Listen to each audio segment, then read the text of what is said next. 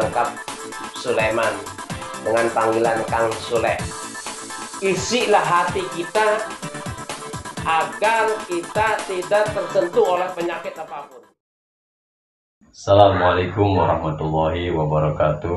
Alhamdulillah kita masih diberikan sehat walafiat oleh Allah Subhanahu wa taala, di mana kita berjumpa lagi dalam program Binsai, bincang-bincang santai. Kali ini saya kedatangan tamu, seorang praktisi, seorang tabib, ya, biasa membantu orang dalam pengobatan atau pijat atau apa saja. Nah, kali ini beliau insya Allah akan memberikan pandangan dan juga ilmunya kepada kita semua, di-share.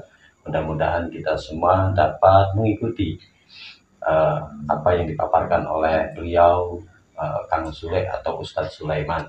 Assalamualaikum warahmatullahi wabarakatuh. Waalaikumsalam warahmatullahi wabarakatuh. Bagaimana kabarnya Ustadz? Alhamdulillah khair. Terima kasih sebelumnya Pak Ustadz sudah nyampe di kediaman kami, Greenhouse, di mana tempat berkumpulnya para jamaah Majelis Taklim Haji Roso. Kali ini antum diberikan kesempatan ataupun mendapatkan kesempatan penghormatan, ya. Mudah-mudahan waktu yang singkat ini dapat dimanfaatkan dengan baik. Sebelumnya silakan antum perkenalan dulu kepada pemirsa semua yang ada di Majelis Taklim Haji Roso dan seluruh pemirsa yang ada di Nusantara ini. Silakan.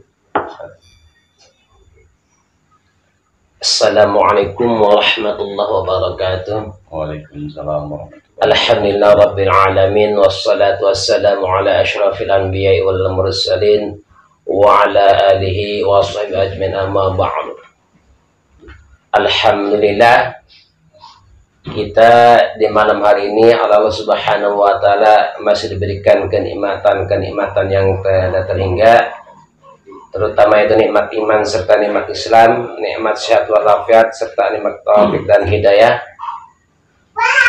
Alhamdulillah, saya dapat berkenan atau memenuhi undangan dari untuk berbincang-bincang tentang masalah pengobatan segala macam penyakit yang insya Allah saya akan terangkan sepengetahuan saya atau sebisa saya. Apapun penyakit yang diderita oleh si pasien, insya Allah akan ada solusinya. Alhamdulillah, ini tadi beliau sudah memberikan satu sambutan dan juga perkenalannya. Mudah-mudahan para pemirsa semua senantiasa dapat mengikuti perbincangan kami dan juga dapat menyaksikan ataupun mengisi komentar. Dan silakan barangkali ada yang perlu ditanyakan bisa langsung inbox atau masuk ke komentar. Baik, langsung saja pertanyaan saya, Pak Ustadz. Sudah berapa lama antum menggeluti dunia praktisi pengobatan ini? Alhamdulillah, menggeluti dalam pengobatan ini kurang lebih 10 tahun. Oh, dari tahun berapa itu kira-kira? Minimal dari tahun 2008 sampai sekarang. Alhamdulillah, cukup lama juga ya. Alhamdulillah. Mengenai tentang itu waktu, terus yang kedua bagaimana ini ya suka dukanya, awalnya seperti apa sehingga kok dapat menggeluti dunia pengobatan itu? Apakah ada sejarahnya ataukah itu memang ada perintah dari guru atau bagaimana, atau inisiatif sendiri? Tolong bisa dibagikan keterangannya, silakan Pak Ustaz. Mohon maaf sebelumnya, mungkin kalau ada turunan ada, alhamdulillah. Cuma emang saya izin Allah, ridha Allah, mungkin saya kadang-kadang saya seperti ini untuk bisa menolong orang banyak. Awal terjun di bidang pengobatan atau terapi pijat urut Itu awalnya saya silaturahmi ke teman saya. Nah, di situ mertua teman saya pulang dari rumah sakit. Alhamdulillah. Silaturahmi lah saya ke situ karena kita sama teman ya harus bisa menyenangkan hati seorang teman. Tetapi setelah minimal kurang lebih setengah 6 saya mau pulang, tapi teman tidak mengizinkan. Sebelum Pak Ustadz membantu atau menolong mertua saya nggak izinkan. Tapi saya disitu maksa. Namanya saya mengunci pintu, kunci itu dikasihkan kepada istrinya. Dari situ saya bingung. Bagaimana caranya? Ya Allah, berilah kemudahan dalam seseorang.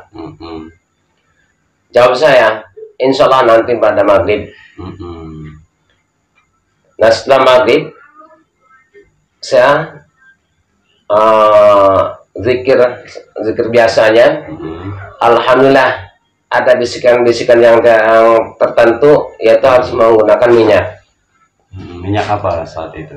Saat itu goreng, minyak goreng. Alhamdulillah minyak, karena saya belum terjun di bidang pengobatan.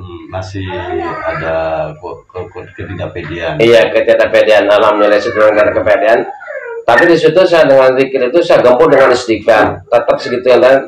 Tapi alhamdulillah dengan 9 kali gempuran, mungkin ini yang hak bukan yang batil. Karena apa? Di biji 9 itu adalah pintu kebahagiaan dunia dan akhirat. Kenapa saya bilang pintu kebahagiaan dunia akhirat? Kita dalam sehari semalam melaksanakan perintah Allah 5 waktu, yaitu sholat. Saya seperti itu, saya kiaskan seperti itu. Kenapa?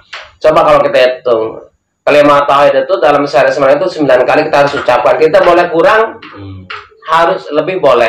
Karena apa? Di situ asyhadu an la ilaha illallah asyhadu anna muhammad rasul, zuhur 2, asar 2, maghrib 2, isya 2, subuh 1. Jadi 9. Itulah saya baru jadi alhamdulillah.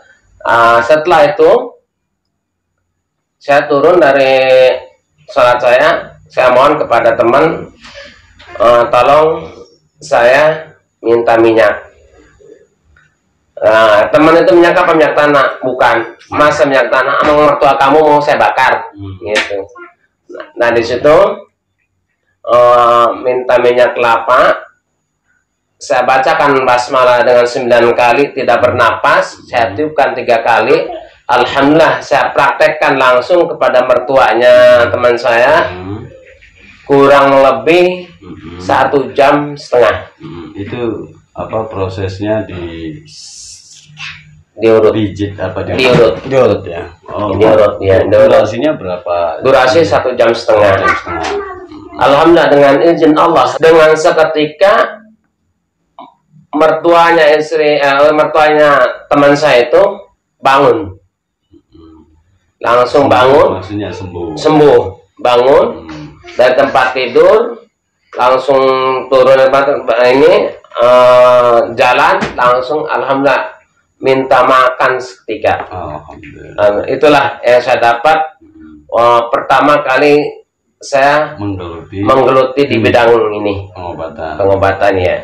Alhamdulillah ya.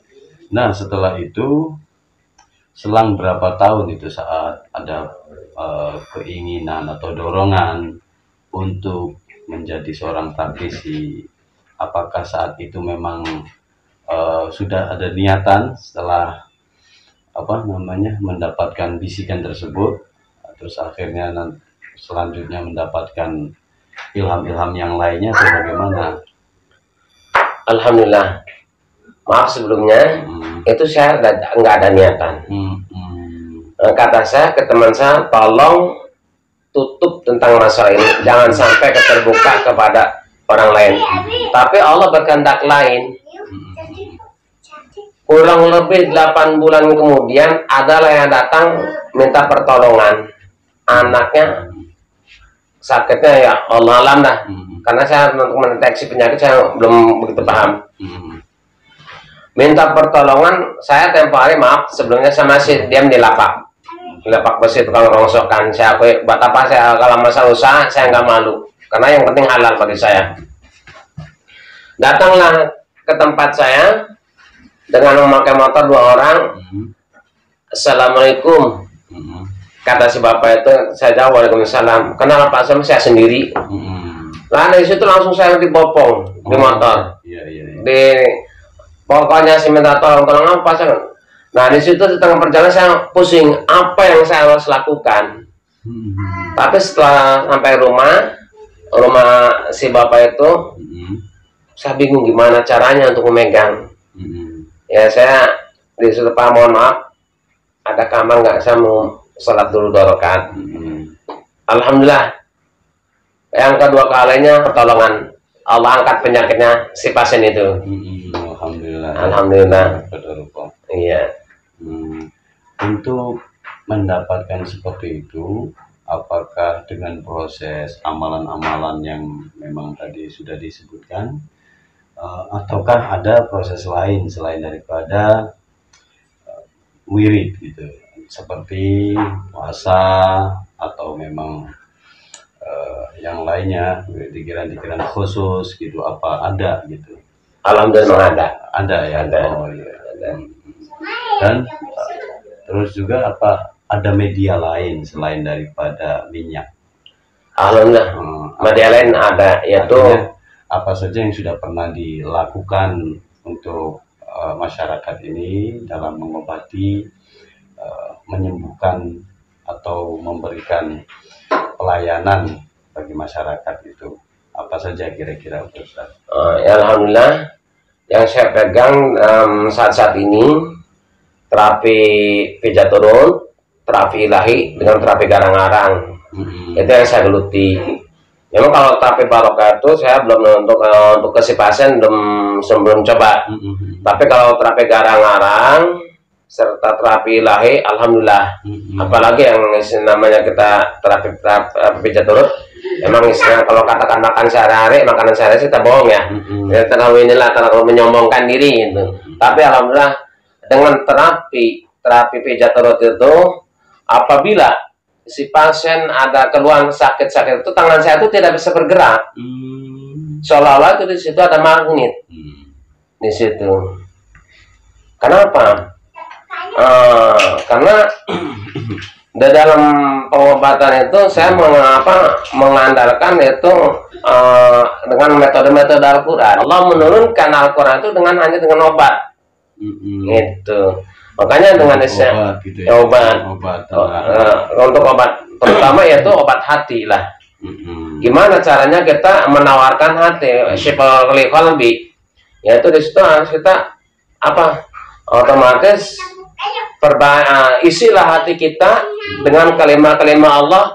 Jangan sampai hati kita itu kosong. Apabila hati kita kosong, mudah penyakit akan datang karena kekosongan hati. Itulah makanya ayolah bagi para pemirsa, mohon maaf, isilah hati kita agar kita tidak tersentuh oleh penyakit apapun. Apabila hati kita diisi dengan kalimat-kalimat Allah, nggak usah yang panjang lah, istighfar, salawat, atau subhanallah, apapun yang isinya satu kata, insya Allah orang yang akan menzalimi kepada kita akan Allah lindungi. Amin. Dengan sendirinya wallahu alam bisa berbalik kepada orang tertentu. Itulah. Ya. Jadi kembali kepada tema pengobatan tadi. Ya. Berarti kalau pernyataannya demikian, penyakit itu berarti ada korelasinya ya dengan hati. Nah, mengenai tentang tadi beberapa media yang dilakukan oleh Pak Ustadz sendiri untuk mengobati pasien, ada yang tadi pakai garang-arang, ya kan, ada yang pakai minyak, terus bekam pakai on. Nah, itu bisa nggak dipaparkan sedikit saja mengenai tentang manfaat dan juga faidah daripada garang-arang, dan juga seperti apa sih garang-arang itu, biar pemirsa semua dapat mengerti dan tahu gitu, mengenal tentang terapi garang-arang ini gitu. Alhamdulillah, manfaat terapi garang-arang itu karena terapi garang itu untuk menetralisirkan peredaran darah yang membeku, dingin soalnya. Contoh semuanya kita stroke.